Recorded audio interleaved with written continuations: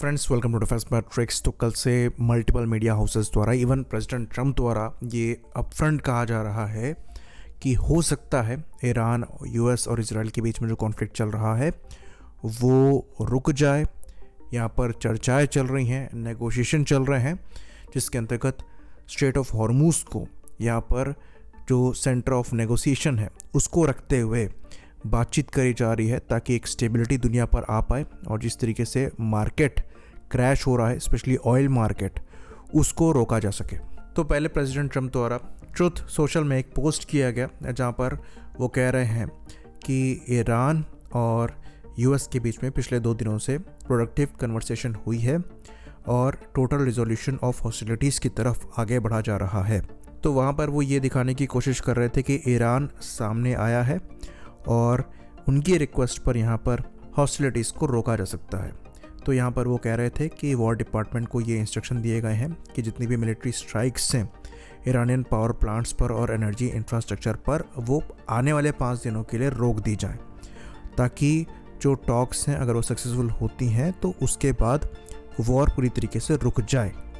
लेकिन इस स्टेटमेंट के तुरंत बाद ही ईरान की साइड से मीडिया द्वारा रिपोर्ट किया जाने लगा कि ऐसे कोई भी नेगोशिएशन नहीं चल रहे हैं। और फिर रिपोर्ट आने लगी कि यहाँ पर इजिप्ट, टर्की और पाकिस्तान मिलकर नेगोशिएशन में हेल्प कर रहे हैं और यूएस की बात ईरान पहुँचा रहे हैं।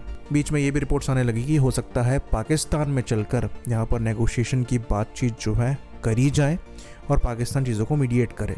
लेकिन इसमें फिर ईरानियन जर्नलिस्ट जो हैं वो ये कहने लगे कि ईरान ना टर्की को ट्रस्ट करता है, ना इजिप्ट को करता है, ना पाकिस्तान को करता है, तो पॉसिबली ये गलत न्यूज़ हो सकती है। और इसके बाद फिर प्रेसिडेंट ट्रंप का बयान आया जिसमें वो मीडिया को बता रहे हैं कि स्ट्रेट ऑफ हॉर्मूज को लेकर खोला जा सकता है और यहाँ पर यूएस और ईरान मिलकर जो फ्री पैसेज है उसको इंश्योर कर सकते हैं।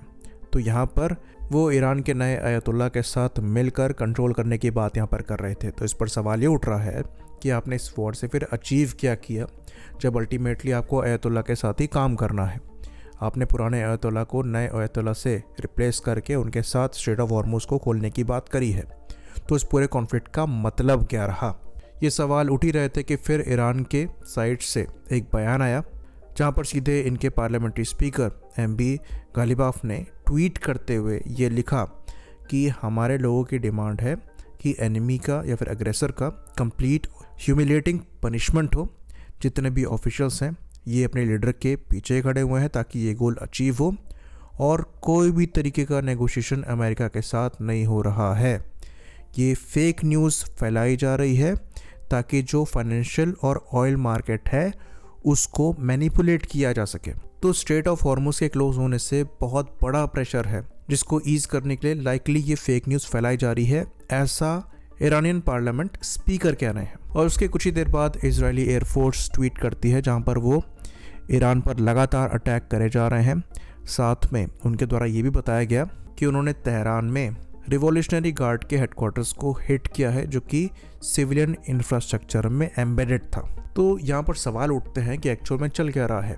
तो प्रेसिडेंट ट्रंप द्वारा जो स्टेटमेंट्स दिए जा रहे हैं ये बिल्कुल नॉनसेंसिकल लग रहे हैं, क्योंकि अगर आप नेगोशिएशन की बात कर रहे हैं तो इजराइल फिर अटैक क्यों कर रहा है। और जब बात मीडिया द्वारा ट्रंप से पूछी गई कि इजराइल क्या इस चीज़ को एग्री करेगा, तो ट्रंप ने ये कहा कि उनको करना चाहिए क्योंकि ये बहुत अच्छी डील है।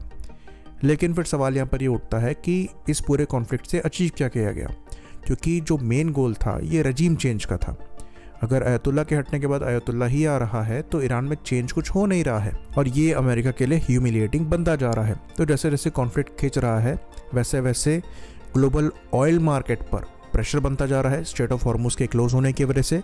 साथ ही साथ जो गल्फ कंट्रीज़ में ऑयल एंड गैस इंफ्रास्ट्रक्चर है उन पर अटैक होने की वजह से, साथ में जो यूएस द्वारा धमकी दी जा रही थी कि वो ईरान के एनर्जी इंफ्रास्ट्रक्चर को अटैक कर सकते हैं, उसके रिटेलिएशन के प्रेशर में भी यहाँ पर ट्रंप द्वारा बयान बदला जा रहा है। तो इस कॉन्फ्लिक्ट को देखते हुए ऐसा लग रहा है कि एक और ह्यूमिलिएटिंग डिफीट अमेरिका को यहाँ पर झेलनी पड़ सकती है, जहाँ पर इनके ऑब्जेक्टिव्स जो हैं वो पूरे नहीं हुए, फालतू की वॉर यहाँ पर लड़ी गई और दुनिया भर का ट्रस्ट यहाँ पर इन्होंने लूज़ किया है।